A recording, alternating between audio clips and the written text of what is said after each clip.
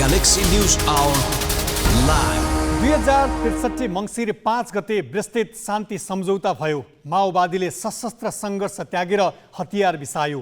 मुलुकको आकाशमा मडारिएको भएको बादल केही साम्य भयो।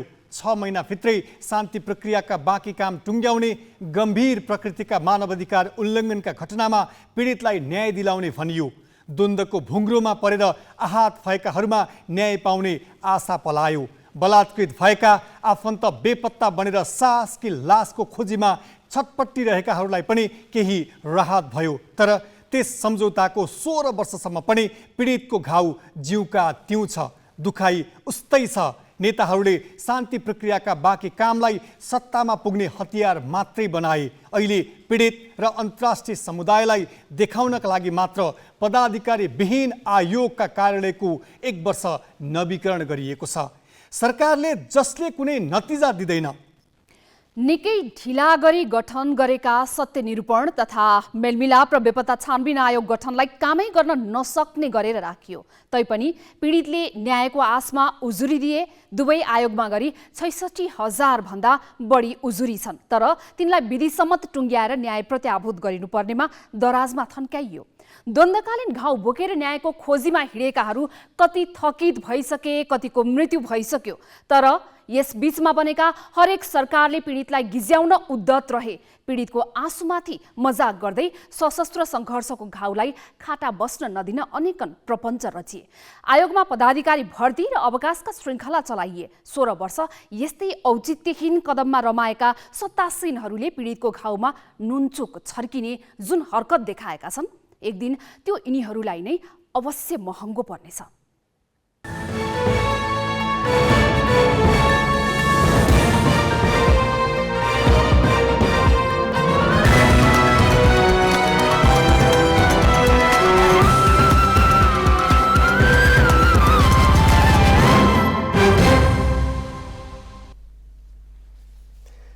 नमस्कार, यो हो ग्यालेक्सी न्युज आवर। अब हेडलाइन्स।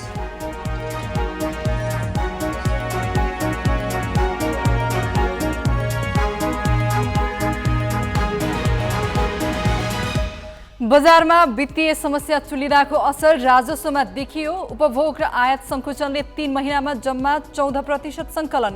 वर्षभरिमा लक्ष्यको 60% उठ्न पनि मुस्किल। रातारात किता फेरेर टिकट लिनलाई उम्मेदवारीको औचित्य साबित गर्नै कठिन। आफ्नै पूर्व अडानको विरुद्धमा गएर मत माग्नुपर्ने बाध्यता। समानुपातिक उम्मेदवार विरुद्ध निर्वाचन आयोगमा 27 उजुरी दर्ता। जाँचबुझ भोलिदेखि। आचार संहिता उल्लङ्घन गर्ने 6 जना व्यक्ति र 8 संस्थासँग मागियो स्पष्टीकरण। विश्वव्यापी भोकमरी सूचकमा भारतको अवस्था भयावह। विश्वभरिका 82 करोड 80 लाख कुपोषित मध्ये चौथाइ भन्दा बढी भारतमा। र 9औं राष्ट्रिय खेलकुदमा आज 5वटा कीर्तिमान। 100 मिटर दौडमा 23 वर्षपछि तोडिएको कीर्तिमान केही बेरमै भङ्ग। ह्यान्डबलमा प्रतिस्पर्धा गर्न अरू खेलका खेलाडीको भार।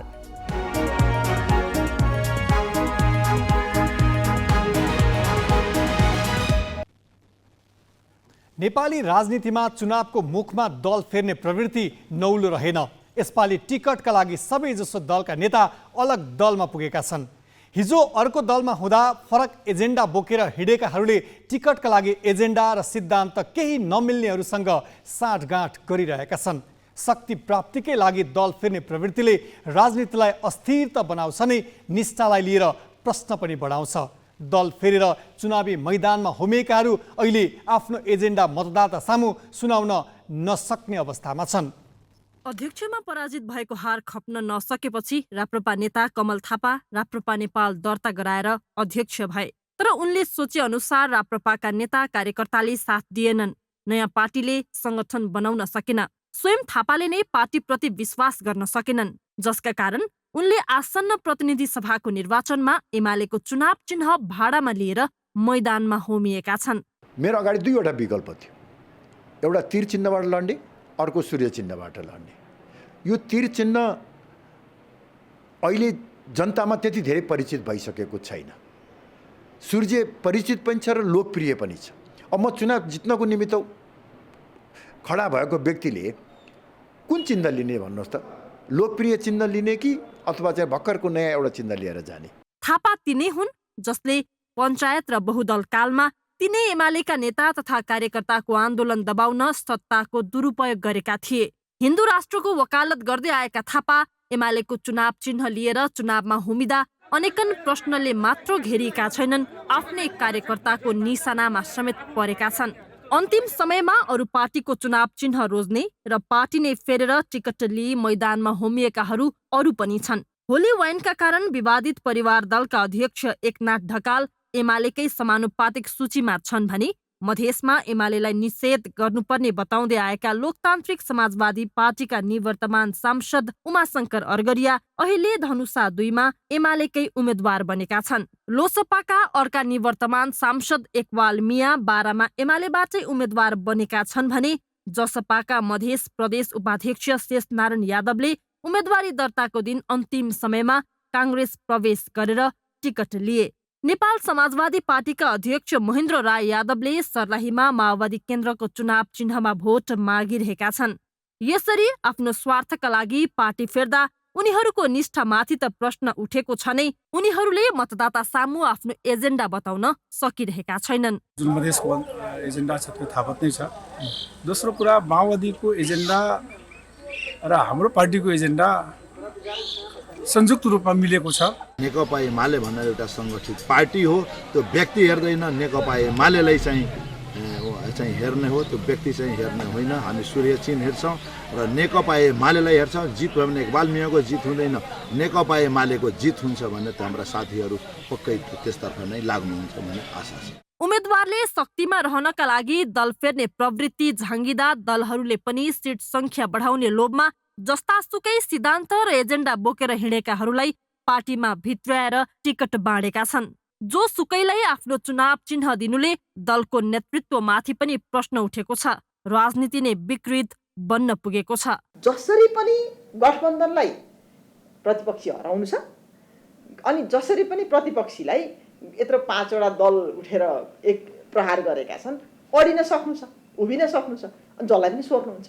र यो राजनीतिक संस्कार हराउनको लागि राजनीतिक दलका नेतृत्वहरू नै बढी जिम्मेवार छन्। एकचोटि हारेर के भयो त? सारा दल भएर के भयो त? तपाईँ आफ्नो निष्ठामा बस्नुहोस् न, तपाईँ आफ्नो प्युरिटी भन्छ नि त्यो एउटा मेन्टेन गरेर बस्नुहोस् न।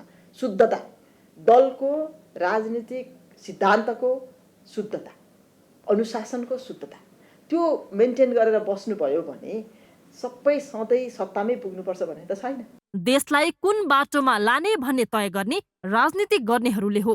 राजनीति गर्नेहरू निष्ठावान भएनन् भने उनीहरूबाट देशमा परिवर्तनको अपेक्षा व्यर्थ हुन्छ। अहिले भएका दल दलबदल, दल फेर्नेलाई नै उम्मेदवारीमा प्राथमिकता र चुनाव चिन्ह भाडामा दिइनुलाई लोकतन्त्रकै कुरूप चित्रका रूपमा लिएको छ। जिल्ला सहकर्मीहरूका साथमा सृजना घिमिरे, ग्यालेक्सी 4K, काठमाडौँ। शिक्षा, स्वास्थ्य सेवा जस्ता मौलिक हक अधिकार सुनिश्चितताका लागि अहिले पनि नागरिकले आन्दोलन गर्नु परिरहेको छ।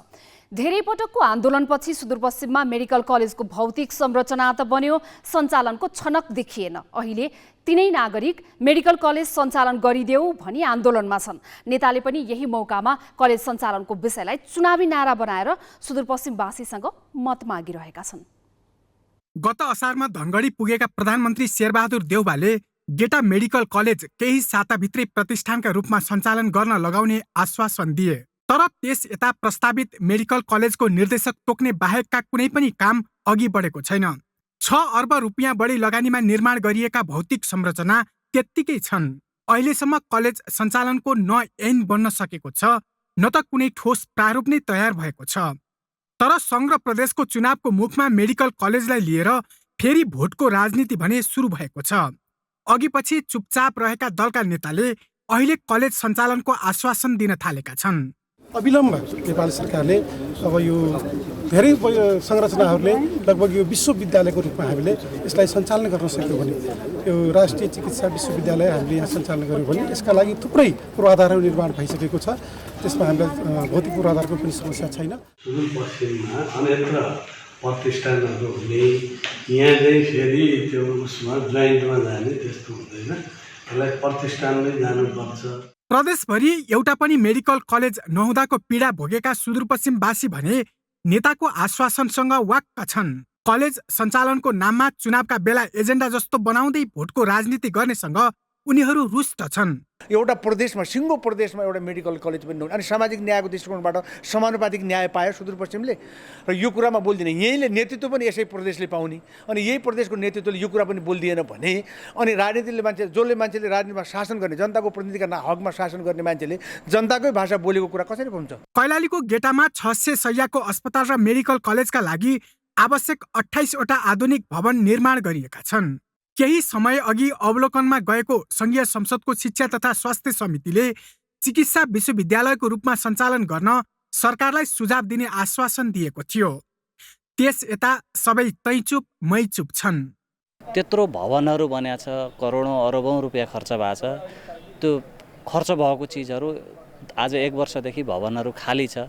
उहाँहरूले कमसेकम यत्रो बजेट खर्च गर्दा हामी कुन कानुन अनुसार कसरी जाने, त्यसलाई विश्वविद्यालय अन्तर्गत जाने कि छुट्टै मेडिकल कलेज जाने कि एउटा प्रतिष्ठान बनाउने कि त्योतिर उहाँहरू क्लियर भएको देखिएन। यो केवल चुनावी एजेन्डा मात्रै हो कि भन्ने खालको चाहिँ देखिरहेछ। सुदूरपश्चिमवासीले मेडिकल कलेजका लागि लडाईँ लडेको दशक बढी भयो।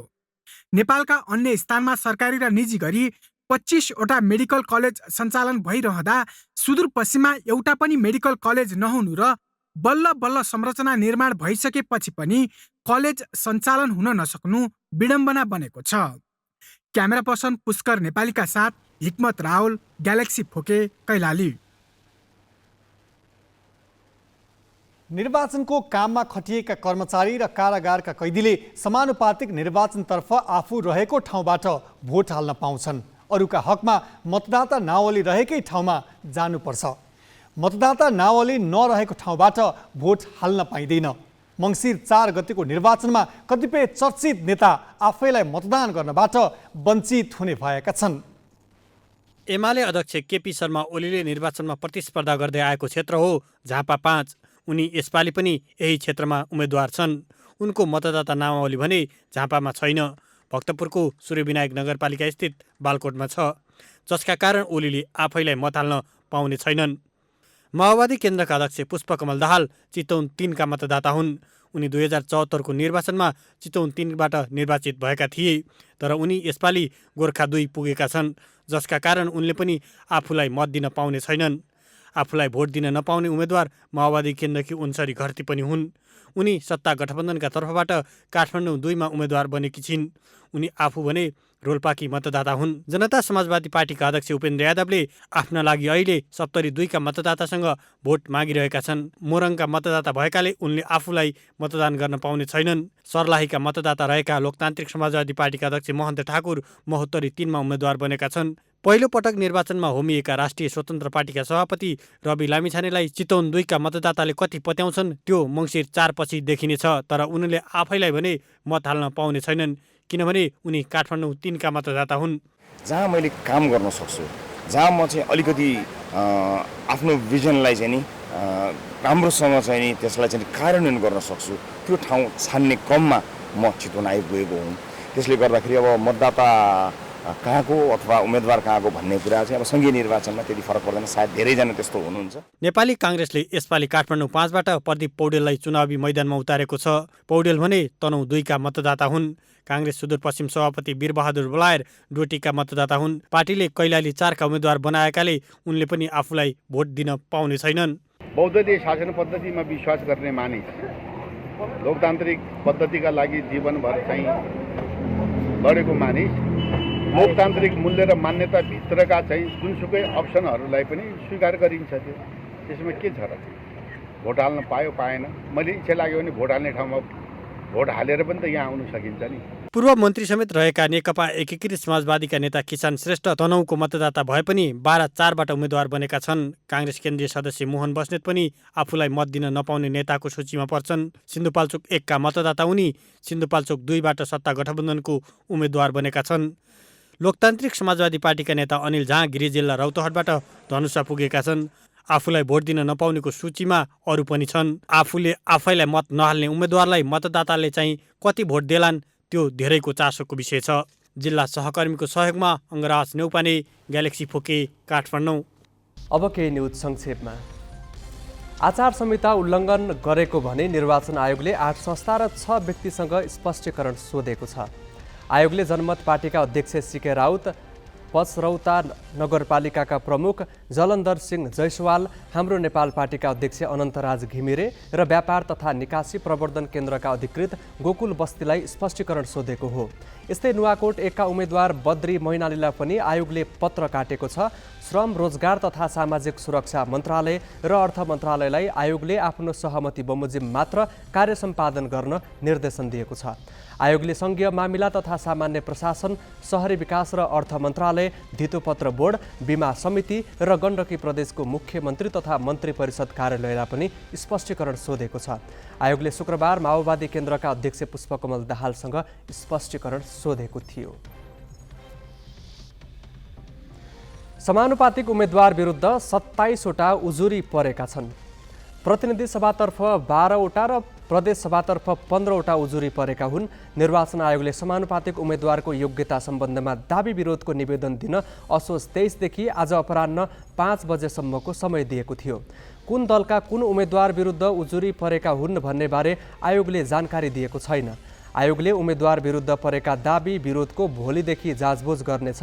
छानबिनमा कैफियत देखिएमा उम्मेद्वारको नाम बन्द सूचीबाट हटेको सूचना कार्तिक 8 गते प्रकाशन गरी 9 गते अन्तिम बन्द सूची प्रकाशन गर्ने तालिका छ।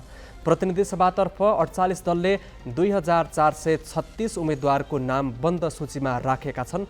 प्रदेश सभातर्फ 4057 उम्मेद्वार छन्। एमाले घोषणापत्र बनाउने कामलाई तीव्रता दिएको छ। निर्वाचनको मिति नजिकै जाँदा एमाले घोषणापत्र निर्माण गर्ने कामलाई तीव्रता दिएको छ। घोषणापत्र बनाउन एमाले अध्यक्ष केपी ओली सहितका नेताहरू दक्षिण पूर्वी ललितपुरको लाँखुरी भन्ज्याङको एक रिजोर्टमा पुगेका छन्। ओलीले सामाजिक सञ्जाल मार्फत घोषणापत्रमा समेटिनुपर्ने विषय सुझावका रूपमा मागेका थिए। सुझाव समेटेर घोषणापत्र तयार पार्न लागेको एमाले बताएको छ।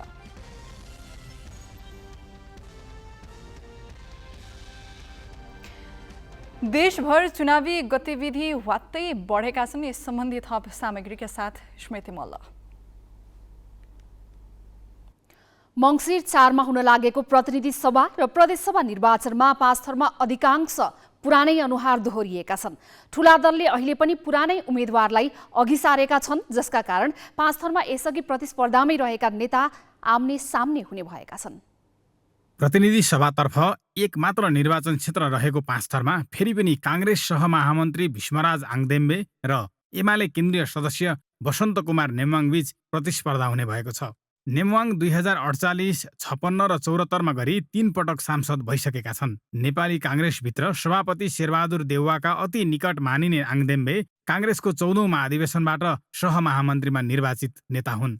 आङदेम्बे 2070 को संविधान सभा निर्वाचनमा विजयी भए पनि 74मा नेमवाङसँग पराजित भएका थिए।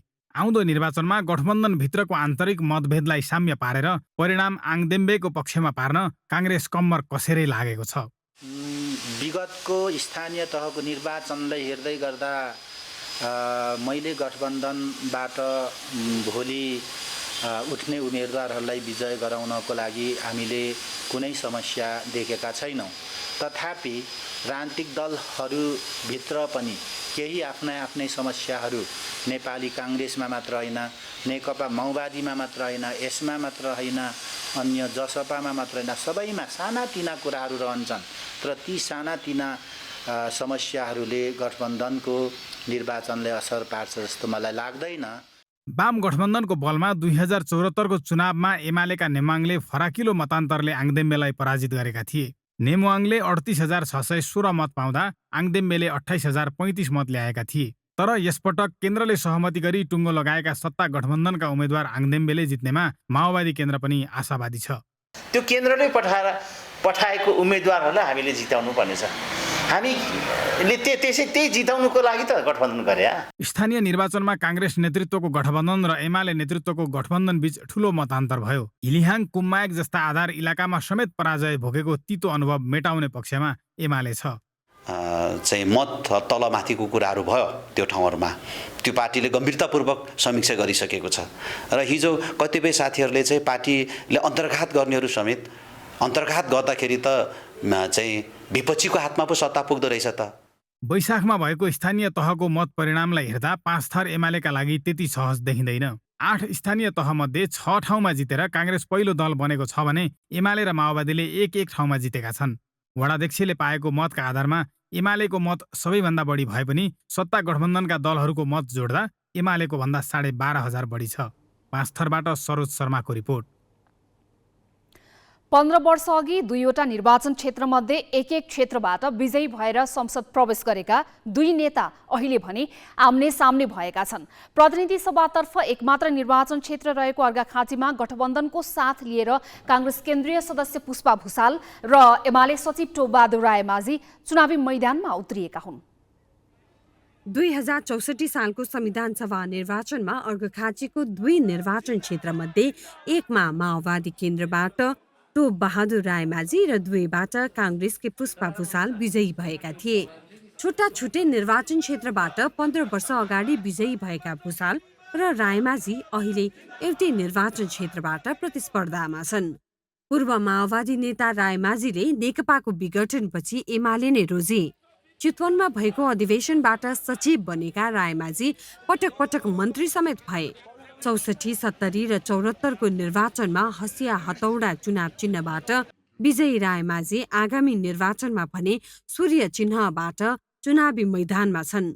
74 सालमा समानुपातिकबाट सांसद बनेकी भुसाल उपसभामुखसम्म बनिन्। अहिले गठबन्धनको साथ लिएर प्रत्यक्षबाट संसदको यात्रा सुनिश्चित गर्न चाहन्छन्। प्रोत्साहन गराउनको लागि हामी एकजुट हुन जरुरी छ, किनभने हामी चाहन्छौँ भोलिको समृद्धि विकासको लागि यो गरिब देशमा हाम्रो जस्तो हामी विकासको दिशामा अगाडि बढ्न खोजिराखेका छौँ। 74 सालमा एमाले, माओवादी केन्द्र र जनमोर्चाको साथ लिएर 18,000 मतान्तरले विजयी वाम गठबन्धनका उम्मेद्वार रायमाझी अहिले एमालेबाट एक्लै चुनावी मैदानमा छन्। उनी जिल्लालाई समृद्ध बनाउने 5 वर्ष अघिकै नारा लिएर घर दैलो गरिरहेका छन्। हामीले समग्र क्षेत्रमा जे महान कामहरूको सुरुवात गरेका छौँ ती महान कामहरूलाई सम्पन्न गर्नको लागि, तिनलाई निरन्तरता दिनको लागि हामीले चाहिँ नेकपा एमाले निर्वाचनमा जित्न अनिवार्य आवश्यकता छ। अझ रोचक पक्ष के हो भने प्रतिस्पर्धामा उत्रिएका यी दुवै उम्मेद्वार एउटै गाउँका हुन्। उनीहरूको घर सन्धिखर्क नगरपालिका अर्घामा छ। चुनाव नजिकिँदै गर्दा दुवै दलले गतिविधि बढाएका छन्। मतदाताले भने जनताको दुःखमा साथ दिने र विकासमा अनवरत खट्ने नेताको आवश्यकता महसुस गरेका छन्। र जनताले पत्याएका र जिल्लावासीको मर्म भावना बुझ्न सक्ने उम्मेद्वार आउनुपर्छ र जिल्लाभित्री बसेर अनवरत रूपमा जनताको सेवामा खट्ने, विकास निर्माणमा जुट्ने उम्मेद्वार आउनुपर्छ जस्तो मलाई अनुभूति हुन्छ। प्रदेशसभातर्फ कमा एमालेका चितनारायण आचार्य र गठबन्धनबाट जनमोर्चाका सागर केसी प्रतिस्पर्धामा छन्।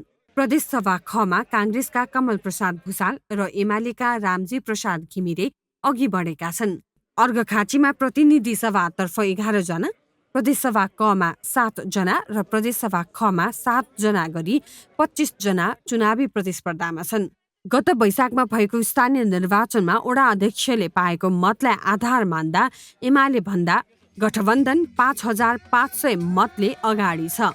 Ghanshyam Paudel, galaxy 4K, Arghakhanchi. अब केही न्युज संक्षेपमा। विश्वव्यापी भोकमरी सूचकाङ्कले भारतको अवस्था भयावह देखाएको छ। 121 देशमध्ये भारत 107औं देशमा परेको छ। अघिल्लो वर्ष भारत 101औं स्थानमा थियो।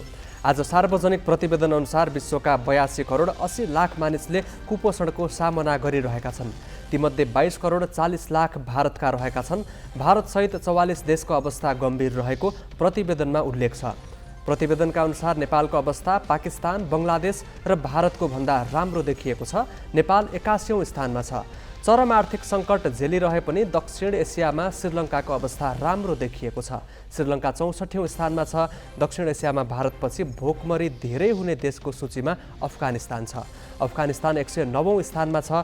कुपोषण, शिशु कुपोषण, बाल वृद्धि विकास र बाल मृत्युदरलाई आधार मानेर प्रतिवेदन सार्वजनिक गरिएको हो। प्रतिवेदन अनुसार विश्वभर 82 करोड 80 लाख मानिसले कुपोषणको सामना गरिरहेका छन्। तीमध्ये 22 करोड 40 लाख भारतका रहेका छन्। भारतसहित 44 देशको अवस्था गम्भीर रहेको प्रतिवेदनमा उल्लेख छ। टर्कीको एक कोइला खानीमा विस्फोट हुँदा मृत्यु हुनेको सङ्ख्या 41 पुगेको छ। उत्तरी बार्टिन प्रान्तको अमस्त्रा सहरमा रहेको खानीमा विस्फोटमा परि श्रमिकहरूको मृत्यु भएको हो।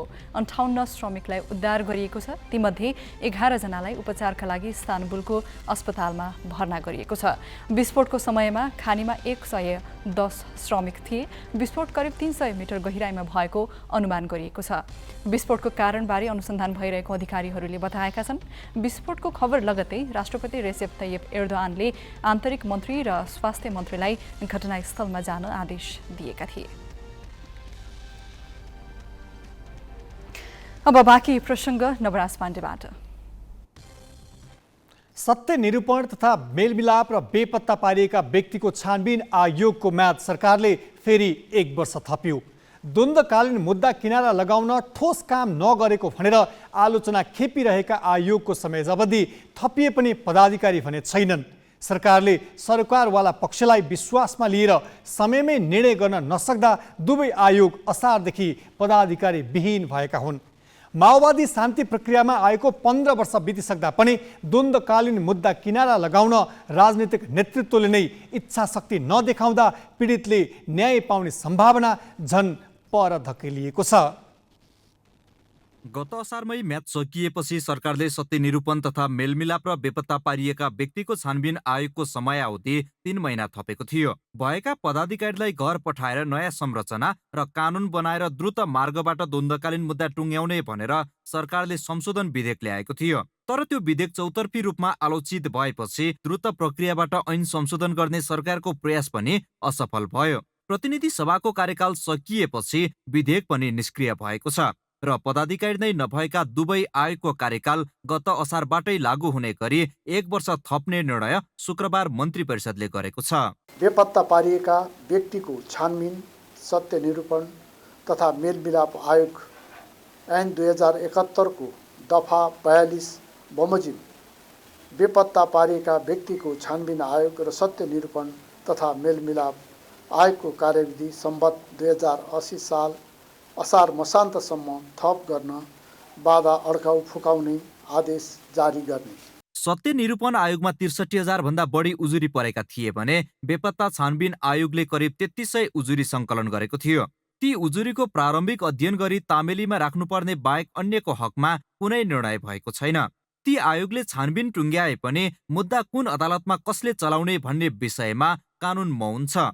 पर्याप्त कानुन र स्रोत साधन नदिएर केवल आयोगको अस्तित्व मात्र देखाउने रवैया सरकारले देखाएकाले पीडितले न्याय पाउने आशा मारिसकेका छन्। र 71 सालमै जुन अदालतले फैसला दिएको थियो कि ऐन संशोधन गर भनेर भनेको आदेश आएको थियो। अब यतिका वर्षसम्म होइन तपाईँको शेरबहादुरलाई प्रधानमन्त्री बन भनेको चाहिँ दिएको आदेश चाहिँ भोलिपल्टै प्रधानमन्त्री कार्यान्वयन भयो। तर चाहिँ यो ऐन चाहिँ कार्यान्वयन गर भनेर दिएको आदेश चाहिँ 8-9 वर्षमा चाहिँ कार्यान्वयन सरकारले गर्दैन भनेपछि सरकार चाहिँ यसमा चाहिँ इमान्दार जवाफदेही संवेदनशील छैन। त्यसले गर्दाखेरि नै यो प्रक्रिया चाहिँ लम्ब्याउने काम चाहिँ दलहरूले नै गरिरहेको छन्। यो पीडित दलले त यो छिटो होस् तत्काल होस् भन्ने नै हामी चाहन्छौँ। दलहरूले इच्छाशक्ति नदेखाएसम्म द्वन्द्वकालीन ज्यादतीका मुद्दाको छिनोफानो हुने आधार छैनन्। यसमा पनि कानुनी व्यवधान नहटाउने हो भने यही अवस्थामा आयोगले 10 वर्षसम्म पनि काम गर्न नसक्ने आयोगका पूर्व पदाधिकारी बताउँछन्। आयोगको म्याद असारसम्म लग्यो तर आयोगको म्याद थप्दैमा आयुक्तहरू नआउन्जेलसम्म केही पनि काम हुँदैन एउटा कुरा। अर्को कुरा तपाईँको नयाँ आयुक्तहरू आइसकेपछि उहाँहरूले यो कुरा बुझ्नलाई नै 5-6 महिना कमसेकम लाग्छ। यो साह्रै जटिल प्रक्रिया हो र बुझिसकेपछि त्यहाँ 4-5 वटा पिलर छ। उहाँहरूको विश्वासमा काम गर्नुपर्ने हुन्छ ताकि जस्तै आर्मीको भयो तपाईँको पुलिसको भयो नेताहरूको भयो र पीडितहरूको 4 वटा फ्याक्टर उहाँहरूको पुरा विश्वासमा लिएर काम गर्नुपर्छ र कसैसँग गद्दारी पनि गर्नु हुँदैन। यो इस्यु साह्रै सेन्सिटिभ हो र स्वयं आयुक्तहरूले पनि आफैमा उहाँहरूको मेल हुँदैन, डिफर हुन्छ, विचारको डिफर हुन्छ भनेदेखि यो आयोगले काम गर्न सक्दैन। 10 वर्ष म्याद थपे पनि यो आयोगले काम गर्नै सक्दैन। सरकारले दुवै आयोगको समयावधि 1 वर्ष त थप्यो तर आयोग पदाधिकारी विहीन छन्। आयोगले गर्ने हरेक निर्णयमा आयोगका पदाधिकारीको हस्ताक्षर चाहिन्छ। त्यसैले केवल कर्मचारी मात्र भएका कार्यालयको म्याद थप्नुको कुनै औचित्य देखिँदैन। यी संरचना केवल देखाउनका लागि मात्र हुनेछन्। क्यामेरामा योगेश लामाका साथ बासु खड्का, ग्यालेक्सी फोके, काठमाडौँ। काठमाडौँ महानगरपालिकाका मेयर बालेन्द्र शाह एक क्लब गएर मदिरा पिएर नाचेको दृश्य अहिले चर्चामा छ। एक थरीले मदिरा नियमन गर्ने जिम्मेवारी रहेको स्थानीय सरकार नै मदिराको कारोबार हुने क्लबको विज्ञापन गर्न पुगेको भनेर आलोचना गरेका छन् भने कतिपयले उनको व्यक्तिगत जीवन भनेर बचाउ पनि गरेका छन्। काठमाडौँ महानगरपालिकाका मेयर बालेन्द्र शाह गत असोज 26 गते एक क्लबमा नाचेको दृश्यले चर्चा र आलोचना पायो। यसअघि बेसमेन्ट खाली गर्न निर्देशन दिएकै क्लबमा श्रीमती सहित गएर नाचेको र मदिरा पिएको विषयलाई धेरैले समर्थन र आलोचना गरेको कुराले सामाजिक सञ्जाल भरिए। सरकारले कानुन नै बनाएर मदिरा एवं सुर्तीजन्य पदार्थलाई नियमन गर्ने दायित्व स्थानीय सरकारलाई पनि दिएको छ। मदिरा बिक्री र उपभोगलाई निरुत्साहित गर्दै हिँड्नुपर्नेमा स्थानीय सरकार प्रमुख नै मदिराको प्रचार गर्दै हिँड्नुलाई कतिपयले कानुनलाई चुनौती दिएको रूपमा अर्थ्याएका छन्। कसरी स्थानीय तहले मदिरा नियन्त्रण गर्ने र शान्तिपूर्ण ढङ्ग समाजमा शान्ति अमन चयन कायम गर्ने भन्ने हिसाबले परिपत्र जारी गरेका छ। त्यसमा स्थानीय सरकारको भूमिका के हुने भन्ने कुराहरू चाहिँ स्पष्टताका साथ परिपत्र भएको छ। यसरी स्थानीय सरकारलाई यो तहको जिम्मेवारी आउँदै आफै कानुन निर्माण गरेर मदिरा नियन्त्रण नियमन गर्ने जिम्मेवारी आउँदै स्थानीय तहका जिम्मेवार पदाधिकारीहरू प्रशासकीय प्रमुखहरू आफू नै मदिरा सेवन गरेर चाहिँ सार्वजनिक चाहिँ सञ्जालहरू सामाजिक सञ्जालहरूमा चाहिँ फोटोहरू पोस्ट हुने, यो के भयो भन्दाखेरि कानुन उल्लङ्घन गर्न चाहने नागरिक अथवा मदिरा सेवन गर्न चाहने मदिरा उत्पादन गर्न चाहनेहरूलाई चाहिँ प्रोत्साहित गर्यो के यसले। बालेन्द्र शाह स्वतन्त्र उम्मेदवारी दिँदै लोकप्रिय मतका साथ विजयी भएका हुन्। हरेक व्यक्तिको आफ्नो व्यक्तिगत जिन्दगी हुन्छ। कतिपयले भने कार्यालय समय बाहिर परिवारसँग बसेर नितान्त व्यक्तिगत समय व्यतीत गर्दा टिप्पणी गरिनुलाई गलत कार्यका रूपमा लिएका छन्। उहाँको काम हेर्ने हो हामीले, उहाँले कार्यालयमा बस्दा कार्यालयको समयमा गर्ने काम हेर्नु हामीले। उहाँले कार्यालयको समय पछाडि डिस्को नाच्नुहुन्छ कि फौजदारी कसुर गर्नु भएन, फौजदारी कसुर गर्नु भएन, क्रिमिनल एक्टिभिटिज गर्नु भएन। अरू उहाँले आफ्नो लाइफ चाहिँ स्वतन्त्र रूपले चाहिँ बिताउन पाउनुहुन्छ। उहाँ डिस्कोमा जानुहोस्, मान्छेको आफै पनि स्वभाव हुन्छ नि, कसैलाई डिस्कोमा जान मनपर्छ, कसैलाई मन्दिरमा गएर भजन गर्न मनपर्छ। त्यसमा धेरै क्युरियोसिटी गर्नु, धेरै चियो चर्चा गर्नु र धेरै यस्ता विचार उछाल्नु चाहिँ आफैको मानसिकता कति छ व्यक्तिको भन्ने पनि फरक पर्छ। सार्वजनिक पदमा बसेका व्यक्तिले गरेका हरेक कार्य सामाजिक रूपमा चासोको विषय बन्छन् भने कतिपयले अनुसरण नगर्ने होइनन्। कानुनमा उल्लेख नभए पनि नैतिक प्रश्नले घेरिने विषयबाट भने सार्वजनिक पद धारण गरेको व्यक्ति पक्कै जोगिनुपर्छ। क्यामेरामा सञ्जय घिमिरेका साथमा मिलन बुढाथोकी, काठमाडौँ।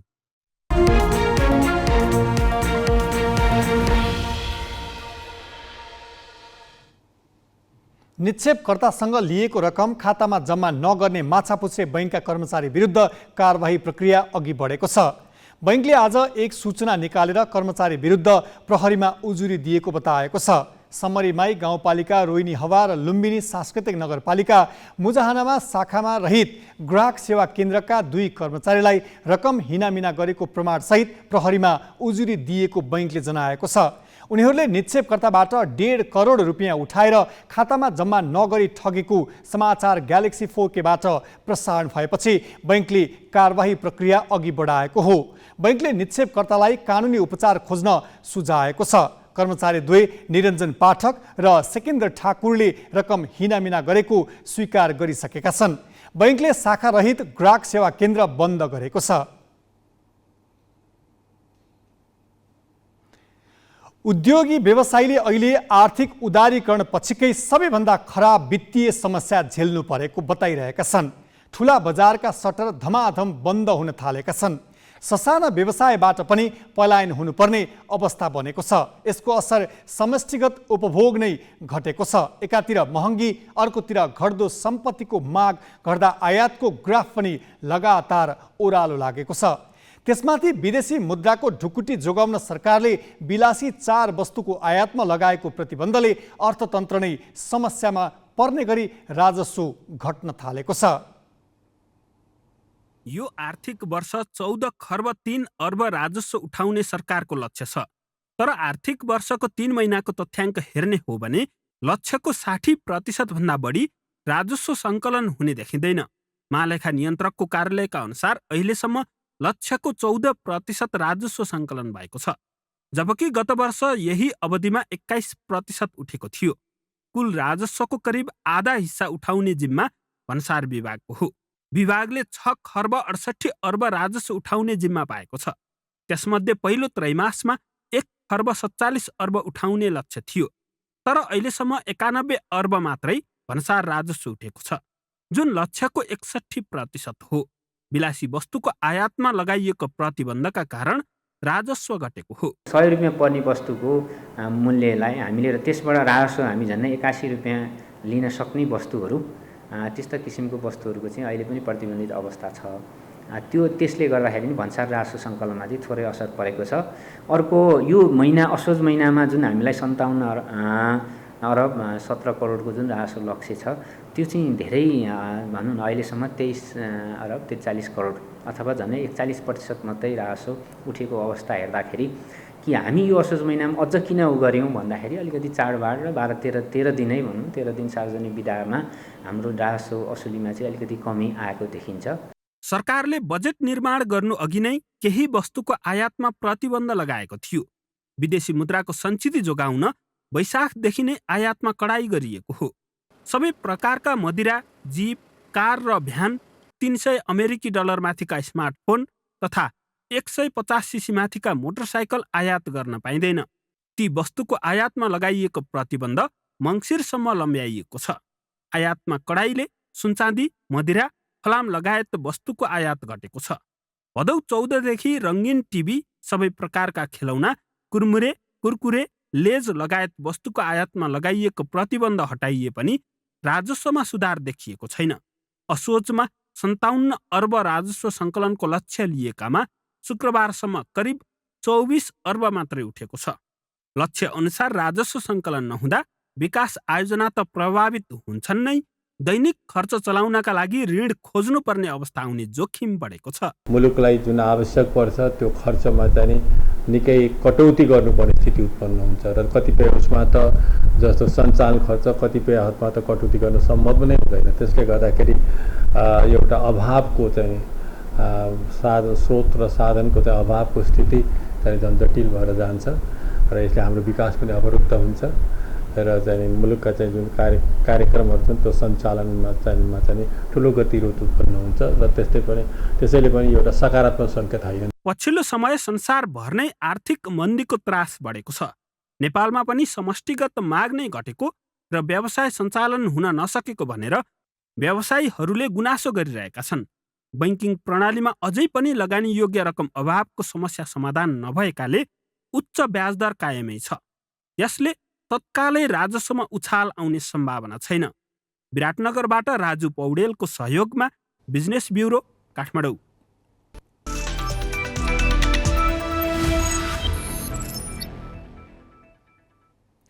13औं दक्षिण एसियाली खेलकुदकी स्वर्ण विजेता सन्तोषी श्रेष्ठले 10,000 मिटर दौडमा स्वर्ण जितेकी छन्। सशस्त्र प्रहरी बलकी सन्तोषीले 36 मिनेट 12.36 सेकेन्डमा दौड पूरा गरी स्वर्ण जितेकी हुन्। नेपाल प्रहरीकी राजपुरा पर्साई दोस्रो र सशस्त्रकी पुष्पा भण्डारी तेस्रो भए। सटपुटमा नेपाल प्रहरीकी चन्द्रकला लामगादे र त्रिभुवन आर्मीका तिलक विकले स्वर्ण जितेका छन्। चन्द्रकलाले 12.40 मिटर दूरी तय गर्दै स्वर्ण जितेकी हुन्। लुम्बिनी प्रदेशकी सङ्गीता अधिकारीले रजत तथा नेपाल प्रहरीकी बसन्ती चौधरीले कांस्य जितेका छन्। ह्यान्डबलमा पुरुषतर्फ गण्डकी प्रदेशले स्वर्ण जितेको छ। आज भएको फाइनलको विभागीय टोली त्रिभुवन आर्मीलाई 43-36ले पराजित गर्दै गण्डकीले पहिलो स्वर्ण जितेको हो। एपीएफले कांस्य पदक जित्यो। तेस्रो स्थानका लागि भएको खेलमा एपीएफले लुम्बिनीलाई 35-13ले हरायो। महिलातर्फ आर्मीले स्वर्ण जितेको छ। आर्मीले एपीएफलाई 17-16ले हराएर स्वर्ण पदक हात पारेको हो। गण्डकीले प्रदेश 1लाई 22-7ले हराएर कांस्य पदक पायो। नेपाल प्रहरी भलिबलको पुरुषतर्फ क्वार्टर फाइनलमा पुगेको छ। पोखरा रङ्गशालामा आज भएको खेलमा लुम्बिनीलाई सोझो सेटमा हराउँदै प्रहरी लगातार दोस्रो जितसहित समूह विजेताका रूपमा अन्तिम 8मा पुगेको हो। पुलिसले लुम्बिनीलाई 25-12, 25-8 र 25-21ले हरायो। अर्को खेलमा त्रिभुवन आर्मीले प्रदेश 1लाई 25-12, 25-19 र 25-23को सोझो सेटमा हरायो। महिला फुटबलमा एपीएफले कर्णाली प्रदेशलाई 16-0 गोलको लज्जास्पद नतिजाहरूमा हराएको छ। एपीएफ सामु कर्णाली सुरुदेखि नै निरीह देखियो। एपीएफको पहिलो हाफमा 10 र दोस्रो हाफमा 6 गोल गर्यो। 18 मिनेटभित्रै ह्याट्रिक पुरा गरेकी सावित्रा भण्डारीले 5 गोल गरिन्। अनिता केसी र रबिना गोलेले 2-2 तथा गीता राणा, मनमाया लिम्बू, सबिता राणा मगर र प्रीति राईले 1-1 गोल गरे। एपीएफको यो लगातार दोस्रो जित हो। अर्को खेलमा प्रदेश 1ले गण्डकीलाई 2-1 गोलले हरायो। प्रदेश 1 को जितमा अञ्जना थुलुङ र अनिता गुरुङले 1-1 गोल गरे। गण्डकीका लागि शान्ति नेपालीले सान्त्वना गोल फर्काइन्। साइक्लिङको डाउनहिलमा पुरुष र महिला दुवैतर्फ त्रिभुवन आर्मीले स्वर्ण जितेको छ। पुरुषतर्फ 13औं साका स्वर्ण विजेता राजेश मगरले 1400 मिटरको दूरी रहेको डाउनहिल 1 मिनेट 49.10 सेकेन्डमा पुरा गर्दै स्वर्ण पदक जितेका हुन्। बागमतीका निरव श्रेष्ठले रजत र एपीएफका प्रचित थापा मगरले कांस्य पदक प्राप्त गरे। 13औं साको स्वर्णधारी निस्मा श्रेष्ठले 2 मिनेट 23.58 सेकेन्डमा दूरी पार गर्दै स्वर्ण जितिन्। आर्मीकै उषा खनालले रजत र गण्डकीकी जमुना थापाले कांस्य प्राप्त गरे। पोखरामा जारी 9औं राष्ट्रिय खेलकुद अन्तर्गत विभिन्न खेलमा एकपछि अर्को कीर्तिमान बनेका छन्। एथलेटिक्स र पौडीमा 2-2 तथा सुटिङमा एउटा कीर्तिमान बनेको हो। एथलेटिक्सको महिला 100 मिटर दौडमा 23 वर्ष पुरानो राष्ट्रिय कीर्तिमान तोडियो। लुम्बिनीकी निशा चौधरीले 12.15 सेकेन्डमा दौड पूरा गरेर 23 वर्ष पुरानो राष्ट्रिय कीर्तिमान तोडिन्। उनले यो कीर्तिमान हिट्समा कायम गरेकी हुन्। यसअघि देवीमाया पनेरुको नाममा 12.19 सेकेन्डको कीर्तिमान थियो। देवीमायाले सन् 1999 मा 8औं दक्षिण एसियाली खेलकुदमा राखेको कीर्तिमान निशाले तोडे पनि धेरै बेर टिक्न सकेन। त्रिभुवन आर्मीकी सरस्वती चौधरीले फाइनलमा नयाँ कीर्तिमानसहित स्वर्ण जितिन्। उनले 12.13 सेकेन्डमा दौडेर कीर्तिमान आफ्नो नाममा लेखाइन्। पौडीमा पहिलो दिन त्रिभुवन आर्मीकी डुवाना लामाले गौरीका सिंहको कीर्तिमान तोडिन्। उनले 200 मिटर व्यक्तिगत मिडलेमा निर्धारित दूरी 2 मिनेट 31.46 सेकेन्डमा पूरा गरिन्। 8औं राष्ट्रिय खेलकुदमा गौरीकाले 2 मिनेट 32.32 सेकेन्डको कीर्तिमान बनाएकी थिइन्। पौडीमा नै त्रिभुवन आर्मीका नासिर हुसेनले 1500 मिटर फ्री स्टाइलमा नयाँ राष्ट्रिय कीर्तिमान सहित स्वर्ण जिते। उनले 16 मिनेट 50.21 सेकेन्ड सहित आफ्नै नाममा रहेको कीर्तिमान सुधार गरे। यसअघि उनले 13औं दक्षिण एसियाली खेलकुदमा 16 मिनेट 50.20 सेकेन्डको कीर्तिमान बनाएका थिए। सुटिङमा पनि त्रिभुवन आर्मीकै सुजन राणा मगरले नयाँ राष्ट्रिय कीर्तिमान बनाए। उनले व्यक्तिगत 10 मिटर एयर राइफलमा 608.1 स्कोर सहित कीर्तिमान आफ्नो नाममा लेखाएका हुन्। यसअघि हरि थापाको नाममा 597 स्कोरको कीर्तिमान थियो। यही स्कोरमा उनले स्वर्ण जित्ने सम्भावना पनि उच्च रहेको छ। सुटिङ ललितपुर स्थित सुटिङ रेन्जमा जारी छ। सुटिङ प्रतियोगिता सुरु भएको दोस्रो दिन भइसकेको छ र खेलाडीले राष्ट्रिय कीर्तिमान पनि कायम गरिसकेका छन्। तर सुटिङ खेलाडीहरूले भने जर्सी अझै पाएका छैनन्। ह्यान्डबल नेपालमा पुरानो खेल मध्येको एक हो। नेपाल ह्यान्डबल सङ्घ 2038मै राष्ट्रिय खेलकुद परिषद राखेपमा दर्ता भएको थियो। त्यही वर्ष आयोजना भएको पहिलो राष्ट्रिय खेलकुद प्रतियोगितामा ह्यान्डबललाई समावेश गराइयो। सुरुवातमा राम्रै क्रेज भए पनि 9औं राष्ट्रिय खेलकुदसम्म आइपुग्दा खेलाडी खोज्न हम्मे परेको छ। विभागीय टिम बाहेक प्रदेश स्तरमा ह्यान्डबलको अवस्था नाजुक छ। प्रदेशलाई खेलाडी जुटाउनै मुस्किल छ। टिम तयार पार्न अन्य खेलका खेलाडीमा भर पर्नु परेको छ। 9औं राष्ट्रिय खेलकुदमा मध्य प्रदेशले अन्य खेलका खेलाडी समेटेर ह्यान्डबलको टिम तयार पार्यो। स्थानीय स्तरमा अन्य खेल खेलेका पूर्व खेलाडीलाई समेटेर केही दिनको तयारीमा मध्य प्रदेशको टिम पोखरा पुगेको हो। ह्यान्डबल खेल चाहिँ यस्तो छ कि यो लगभग नेपालबाटै लोप हुने अवस्थाको खेल हो यो ह्यान्डबल चाहिँ। र अब खास गरेर हाम्रो प्रदेशमा चाहिँ यो लगभग नगन्य रूपमै छ। अब जस्तो कि अब यो ह्यान्डबल पनि खेल्ने, त्यसपछि फुटबल खेल्ने या क्रिकेटै खेल्ने त्यस्तो खेलाडीहरू पनि आएका छन्। पुरानो पनि छ, नयाँ पनि छ।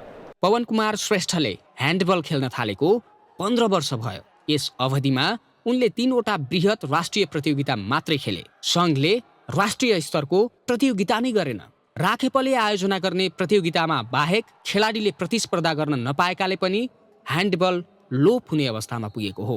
प्रतियोगिता निरन्तर भए खेलाडी उत्पादनमा सहयोग पुग्छ, युवाहरू खेलप्रति आकर्षित हुन्छन्। तर सङ्घका पदाधिकारीले राखेपको मुख ताकेर बसी प्रतियोगिता आयोजनामा बेवास्ता गरेकाले अहिले प्रदेशहरूले टिम बनाउने अरू खेलका खेलाडीमा भर पर्नु परेको हो। सङ्घका पदाधिकारी कमजोरी स्वीकार्नुको साटो उल्टै सरकारलाई दोष दिएर पन्छिन खोज्छन्। त्यति मात्र होइन, नेपालमा ह्यान्डबलको अस्तित्व जोगाइरहेको भनेर गर्व गर्छन्।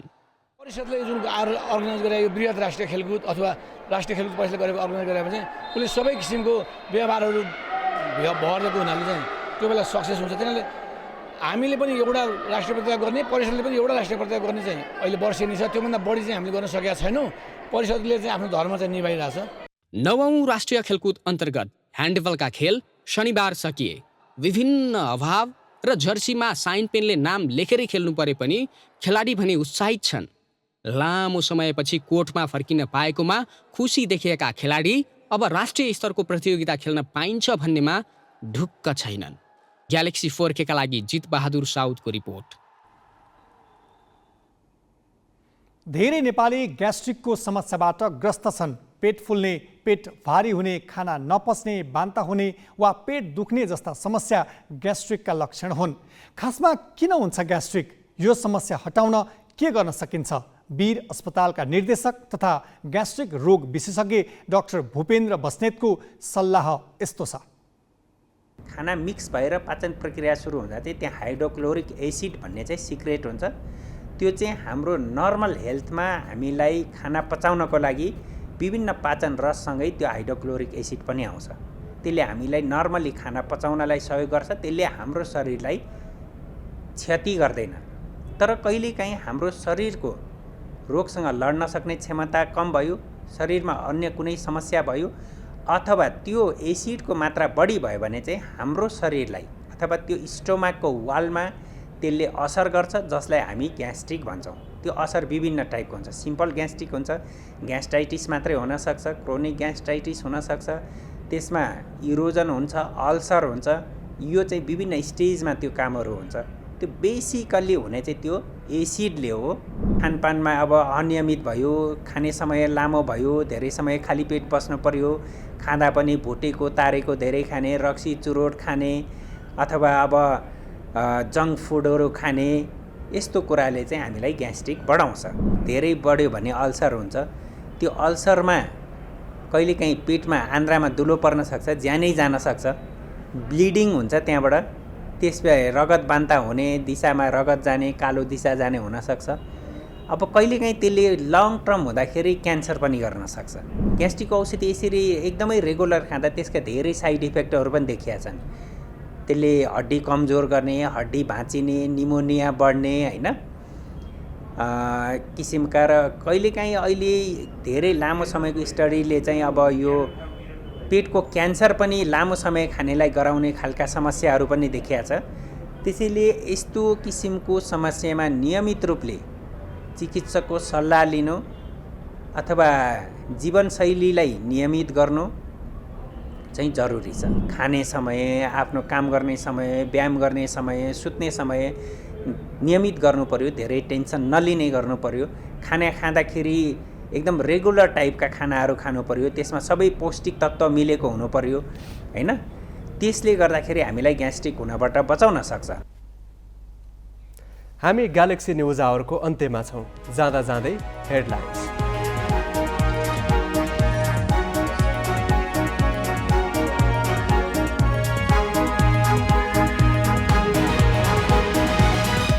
बजारमा वित्तीय समस्या चुलिरहेको असर राजस्वमा देखियो। उपभोग र आयात सङ्कुचनले 3 महिनामा जम्मा 14% सङ्कलन। वर्षभरिमा लक्ष्यको 60% उठ्न पनि मुस्किल। रातारात किता फेरेर टिकट लिनलाई उम्मेदवारीको औचित्य साबित गर्नै कठिन। आफ्नै पूर्व अडानको विरुद्धमा गएर मत माग्नुपर्ने बाध्यता। समानुपातिक उम्मेदवार विरुद्ध निर्वाचन आयोगमा 27 उजुरी दर्ता। जाँचबुझ भोलिदेखि। आचार संहिता उल्लङ्घन गर्ने 6 जना व्यक्ति र 8 संस्थासँग मागियो स्पष्टीकरण। विश्वव्यापी भोकमरी सूचकमा भारतको अवस्था भयावह। विश्वभरिका 82 करोड 80 लाख कुपोषित मध्ये चौथाइ भन्दा बढी भारतमा। र नवौं राष्ट्रिय खेलकुदमा आज 5वटा कीर्तिमान 100 मिटर दौडमा 23 वर्षपछि तोडिएको कीर्तिमान केही बेरमै भङ्ग ह्यान्डबलमा प्रतिस्पर्धा गर्न अरू खेलका खेलाडीको भार।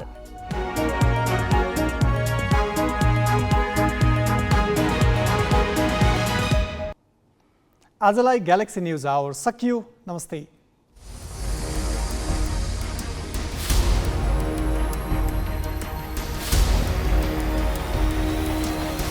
This is Galaxy News Hour Live.